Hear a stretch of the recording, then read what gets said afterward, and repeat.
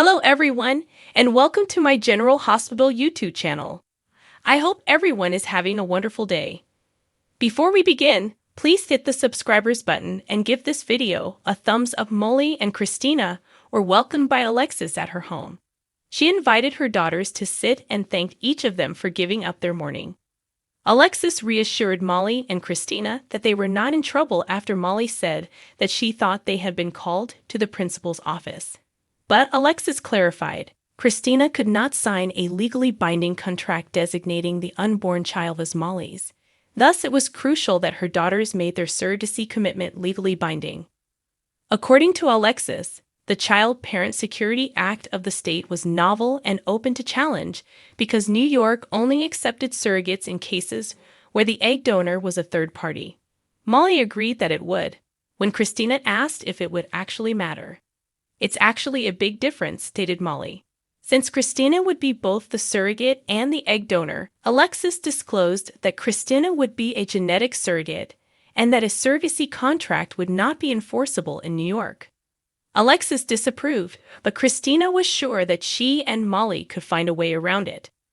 Christina became protective and angrily accused her mother of attempting to shield Molly from her, while Alexis maintained that her mother was merely attempting to consider what was best for everyone.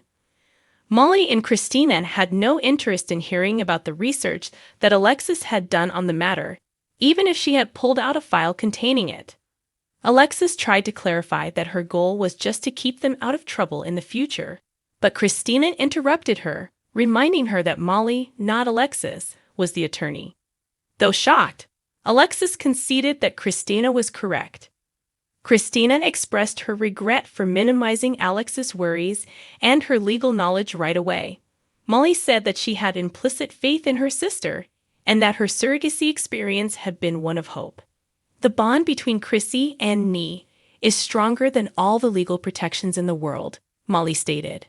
We're related as sisters, Christina added. Nothing would cause Molly and her to forget that, Christina vowed.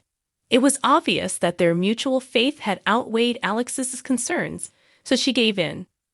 Alexis informed her daughters that she had complete faith in them and vowed never to speak about it again. Additionally, Alexis complimented Molly and Christina for standing up for one another. Molly and Christina left arm in arm and grinning after gathering for a group hug.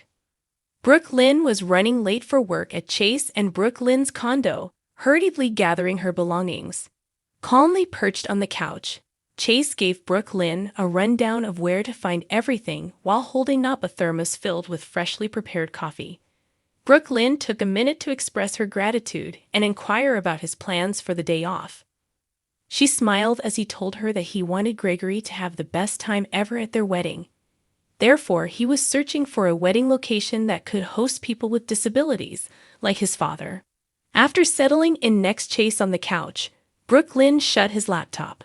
She reminded Chase that their wedding would have to take place a little sooner than planned, gently recalling that Gregory had told her that his Christmas wish was to live long enough to see Chase marry the love of his life.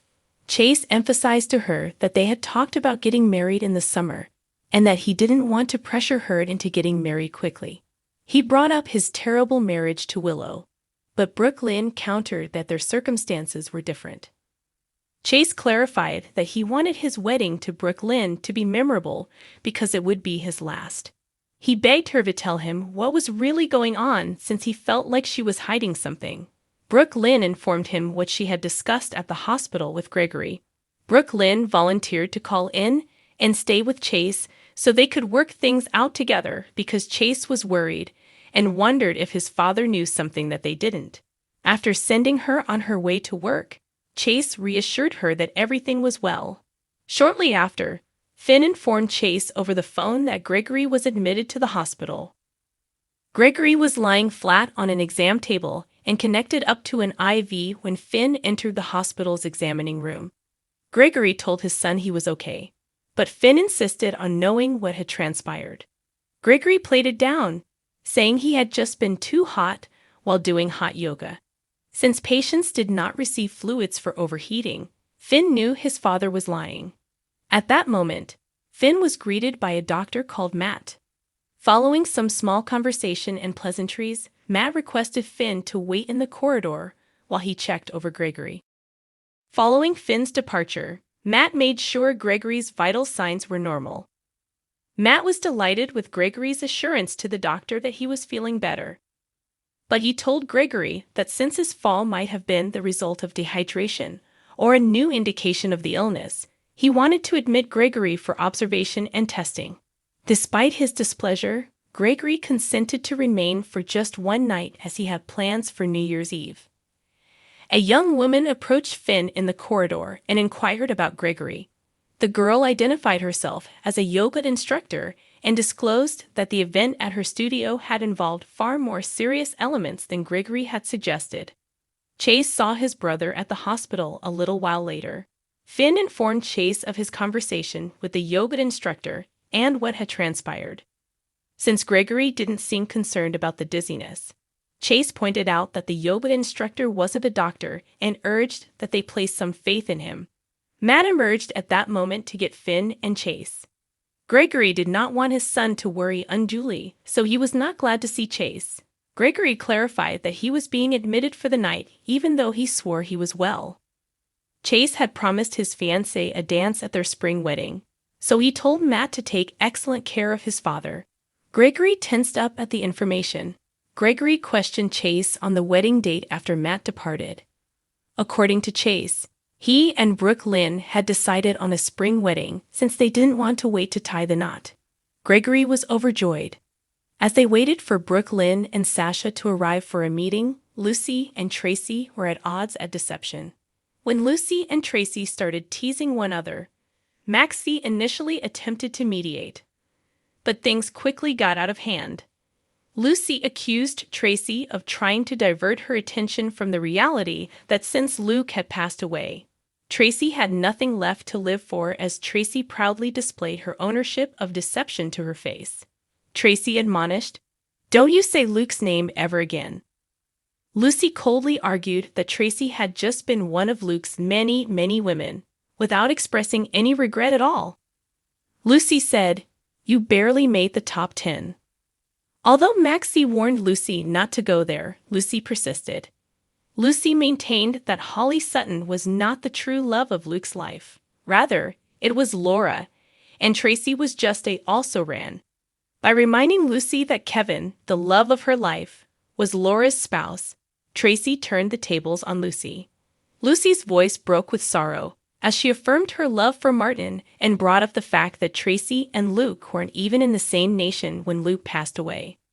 Lucy abruptly wanted to know why Tracy had chosen to steal deception, speculating that it was because Tracy's family hardly liked her that she had more to look back on than ahead. Lucy was telling Brooke Lynn that Tracy was going to die unloved and completely unlovable, just like she had lived. Brooke Lynn became enraged and scolded Lucy, saying that she was jealous of Tracy's superior management of deception. Brooke Lynn also maintained that Lucy was misinformed because Tracy was loved by her family. However, Lucy was an outsider looking for gold who had forced Alan Quartermain into marriage for 10 seconds and had traded on her one share of ELQ for years before Tracy was able to get her share back. Brooke Lynn remarked, "So you are out on the street, exactly where you belong." Brooke Lynn interrupted Lucy as she was about to respond, reminding her that although Tracy had stayed by the man she loved, Lucy had thrown hers away with both hands. Lucy, shook, declared that she could not attend the meeting. Tracy discreetly thanked Brooke Lynn for her defense after Lucy departed. She promptly got back to work, though, and insisted on finding out why her granddaughter had been late. Tracy's grandmother's voice softened when Brooke Lynn informed her that Gregory had been admitted to the hospital. Tracy agreed to the explanation, but if Brooke Lynn was serious about running deception, she suggested that Brooke Lynn take a cue from Tracy and behave like a leader. Tracy was reassured by Brooke Lynn that she was. Sasha dropped by the Quartermain stables to let Cody know that Felicia thought he had lied about the DNA test. Sasha told Cody to take it seriously because they both understood Felicia was right to have concerns because he had lied. Cody didn't seem bothered because he thought it was only natural for a private investigator who was married to a police officer to be skeptical of everything. And now Felicia is wondering why you would pretend to be the son of Leopold Taub, Sasha clarified. Mac was a wonderful man, Cody argued, and he deserved better than to have him for a son. Sasha objected, but she cautioned him that Felicia would keep searching until she found the information she needed, Sasha stated. There could be a lot of fallout from that. She emphasized to him that her words were based on first-hand knowledge. For a brief while, they talked about how Sasha might have prevented a lot of the harm if she had just been honest sooner and how Valentin had hired her to pose as Mina's daughter. Sasha acknowledged that everything had gotten worse because of her silence. Cody clarified that he did not believe in being honest. If Felicia finds out that I'm Mac's son, I'm going to Pentonville, Cody replied. Although Cody contended that Mac wouldn't have an option due to the lawsuit Scott had fabricated, Sasha wasn't convinced that Mac would actually arrest Cody.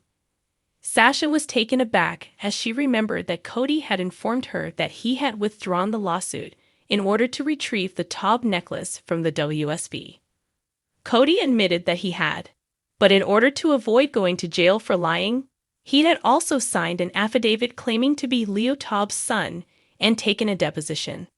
Cody declined to take the chance that the PR damage from his arrest might harm Mac's standing with the Port Charles Police Department. What do you think Mac would want for your life if he knew that he was your father? Questioned Sasha. She had no doubt that Mac would pardon Cody. Cody pointed out to her that Robert wasn't a big fan of his, but Sasha was adamant that Robert didn't realize how much Cody had changed or how much his connections with Mac and James had grown. She said she would be there for Cody no matter what, and he was appreciative. Behind the counter at Kelly's, Scott greeted Beth and declared his intention to eat his feelings away. Beth grinned and gave him a menu, but he took it back and requested her to get him a cup of coffee and everything on the left side of the menu. Scott then moved to his table to await his sizable order.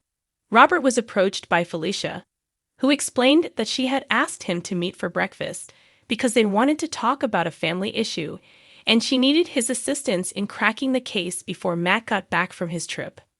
Up until Felicia indicated that she thought Cody had lied about the findings of the DNA test, Robert was fascinated. Robert called Cody a con artist and implied that Mac would have benefited more if Cody had chosen to fabricate the results. Felicia wasn't convinced. She clarified that Cody had become close to them, and that Mac, James, and Cody shared a unique bond. Robert questioned Cody's decision to fabricate the DNA findings, given his apparent growing concern for Mac's family. Felicia acknowledged that it didn't make sense, but she was confident Robert could assist her in solving the mystery. Felicia refused to let it go, despite Robert's best efforts to get her to stop. Angry, Robert acknowledged that he had never been fond of Cody as he had always known him to be a liar. Cody told Felicia about his early days in Port Charles and related to her an argument he had overheard between Britt and Cody about who should have been wearing Leo Taub's Ice Princess jewelry. Felicia questioned whether Cody had ever claimed Taub's other possessions. Robert's eyes strayed to Scott, but he had no response to offer. Felicia grinned as she followed his line of sight. Felicia went over to Scott's table and took a seat a few moments later. She started a conversation by inquiring about Liesel and listened sympathetically as he complained that his most recent attempt at reconciliation had been rejected by Liesel, meaning he was done trying.